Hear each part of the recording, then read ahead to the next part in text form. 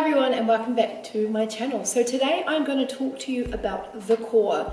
What is the core? So with the core you have the transverse abdominals, the rectus abdominals, the internal and external obliques. That makes up the core, and the core is the center of your body. The core keeps you stable and it helps stabilize everything else. So if you suffer from lower back pain, usually it's because your core is not strong and it's not supporting you. If you suffer from a sore neck and a back that looks like this, it's usually because your core is not strong enough and it's not supporting you. So I'm going to show you a few core exercises that are going to help you to train and to help you strengthen the core from the inside through to the out. So the core is not the six-pack that we all think it is. It's not doing 100 crunches. It's not hurting your back doing those 100 crunches. It's doing things correctly with good technique. So basically when you do a squat, you need to be using your core. When you do a squat, you need to make sure you're drawing your tummy button towards your spine and you're engaging your core. As you do that squat and as you come up, your core is engaged as well. So using your core with every exercise you do is important. Then there are little isolation exercises that you can also do to help strengthen the core, like a plank. Planks are a great exercise to help strengthen up all the muscles in your abdomen area. If you suffer from lower back issues, if you suffer from postural issues, or you always got a sore neck and sore back, then the best thing for you is to strength train, because when you strength train, you are conditioning your muscles and strengthening the core, which is eventually going to help your posture go from this to this. Also, you've got to be consciously aware that you're always trying to sit up straight and that you have nice posture, but strength training and training your core is definitely going to help. So you can do some compound exercises which will help you strengthen your core, like deadlifts, squats, pull-ups, lat pull downs, seated cable rows, bench press, chest press. All those kind of exercises are really good for strengthening your core. You just have to make sure that you're engaging your core while you do those exercises. So my tip for engaging your core is drawing your ribs down, tummy button towards your spine, and squeeze.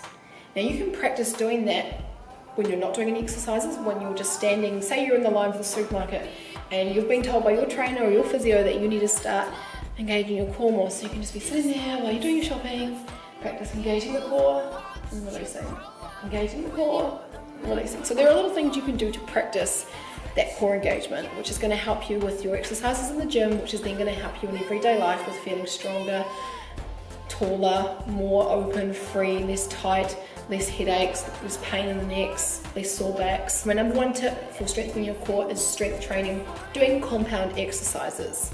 If you don't know what a compound exercise is, or you don't know how to do it properly, then I highly recommend you consult a professional personal trainer in your local gym, or your physio, or perhaps for an online program that explains to you the technique and things like that. But yeah, it's very important that you know what you're doing when you're doing compound exercises, so that you don't injure yourself and so that you're exercising safely.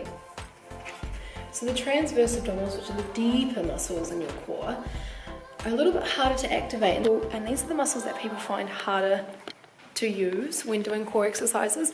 So I'm going to show you some of the best exercises you can do for your transverse abdominals, and then I'm going to show you some of the best exercises you can do for your rectus abdominals, and then your abdominals overall. So lying on the floor, draw your tummy button towards your spine, push your back flat into the ground and squeeze, ribs down, then relax. Tummy button towards your spine, flatten your back on the floor, ribs down, squeeze and relax. And again, tummy button towards your spine, back flat, ribs down, squeeze and relax. Doing that, I'm activating my TVA. Now, with your back being flat on the ground, your tummy button towards your spine and your ribs down, this is how your core needs to be the whole time when you're doing any abdominal exercises. And you never, ever want to feel anything in your back. As soon as you feel something in your back, you're not using your abs anymore, you're using your back. So if I'm going to do alternating knee raises, I'm going to put my legs up, I'm going to engage my core, tummy button towards my spine, back flat, ribs down. I'm going to put my hands here, and out, and bring it back in. And then the other leg out, and bring it back in. But while I do this, I'm going to make sure my back stays flat, my core stays engaged, and I'm going to take my time while I do this. I'm not going to rush. There's no rush when doing these exercises. You need to take your time to make sure that you're using the right muscles.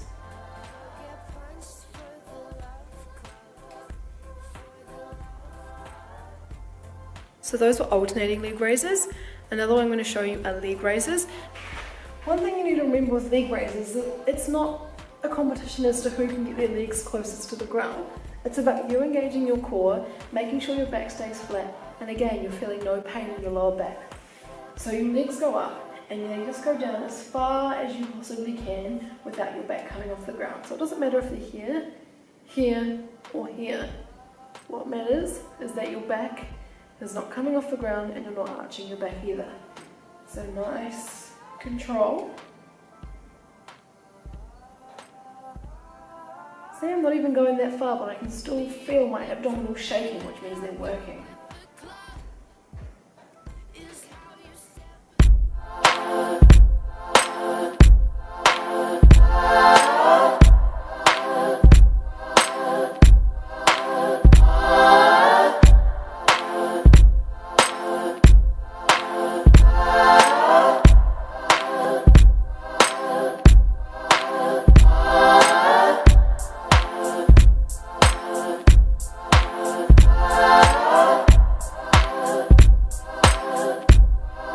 So when it comes to working your core, the best exercises I can recommend are leg raises, alternating leg raises, and planks. And you can do your plank on your knees if you can't quite do it on your toes yet. So if you're feeling it in your back whatsoever when you're doing your plank on your toes, then I would suggest drop down to your knees, lower your hips a little, and ensure you're engaging your core. So tummy bone towards your spine, ribs down, and squeeze. That is what you need to always think about in your head when you have to engage your core, or your trainer says engage your core, or every time you do an exercise, like every time you do a squat, every time you do a lunge, you need to be engaging your core. So it's really, really important. I'm going to show you now what it looks like when I do an exercise when I'm not engaging my core, and what it looks like when I do an exercise when I am engaging my core. So you can see the noticeable difference, and notice the difference on my balance and stability with the exercise with both variations.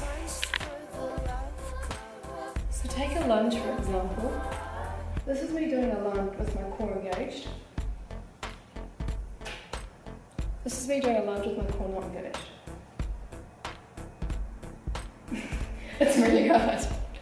So as soon as I let my tummy go, I'm wobbling all over the place, but as soon as I engage my core, pull my ribs down, tummy bone towards your spine, and squeeze, I've got better balance, better stability, and the exercise performed a lot better. So always remember those things in your head. Engage the core, tummy bone towards the spine, ribs down, squeeze.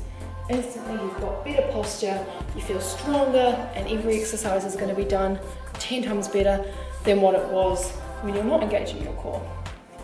That's something to think about, something to make sure you start doing and continue to do when you do your exercises, especially compound exercises. Start taking note of when you do exercises and if you're engaging your core or not. Start taking note if you are feeling back pain when you do any exercises, because you might not be doing it right, or you might be not engaging your core. Those are some of the things you need to consider when you're exercising to make sure that you're doing the exercise correctly and it's going to give you the full effect that it's supposed to give you.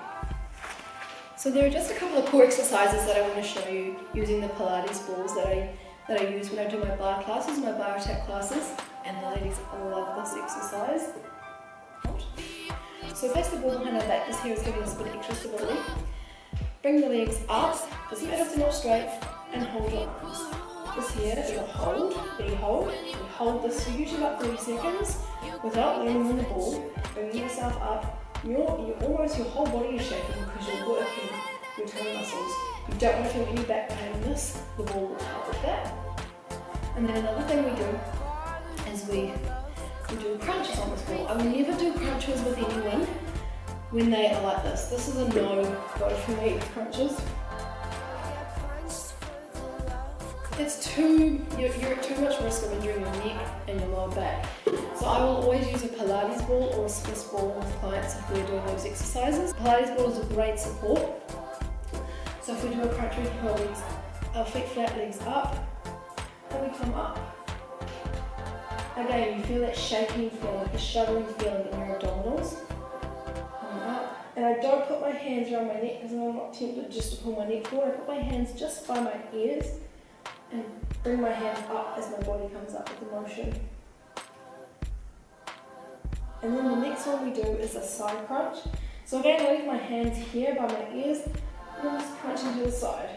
using the ball to help me support my back.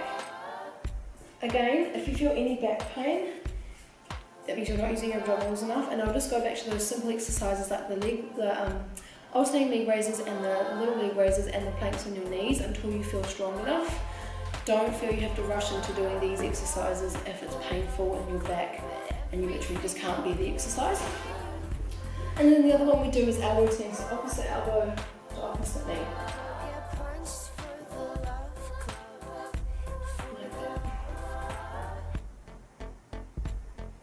So that's our little Pilates ball ab sequence, which I love doing, and I know the ladies love it at the end as well because they feel it in a really good core workout at the end of their bar routines, which is really cool.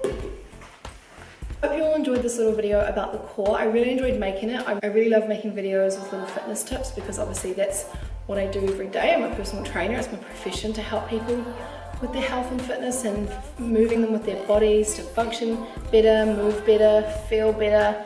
So this will definitely be a game changer for you. Starting to engage your core with every exercise you do, you're going to notice a huge difference with how much weight you can push, your posture, and how much stronger you will feel when you're doing that exercise. So give it a go. Always remember in your head those key things: pulling the ribs down, tummy button towards your spine, squeeze, and then your core's engaged, and then you're away, and you can start doing your squats but working your core at the same time. Working your core with every exercise you do. It's just good to do a little isolation here and there, as long as you're doing it correctly and as long as you're doing it safely. Please like this video if you thought it was helpful, and please subscribe to my channel. I can be found on Instagram as well at Renee Diment or PT with Renee. So either follow me on Instagram for more tips, because I do try and post as many tips as I can as the week goes by, and YouTube as well. I'm getting more frequent with my YouTube videos. Unfortunately, I haven't had the software to be able to make videos, hence why this one took so long to post. But if you did like it, I really would love your support, and maybe even share it with a friend if they could find it helpful as well. It really helps by one person knowing about my channel. I'm helping another person, hopefully adding value to your life and adding value to that friend's life, and then maybe their friends and their friends. I want to be helping as many people as I can. I really appreciate it, and that means I can make more of these videos, and that means I can be helping you a lot more than what I am. So I will see you in my next video.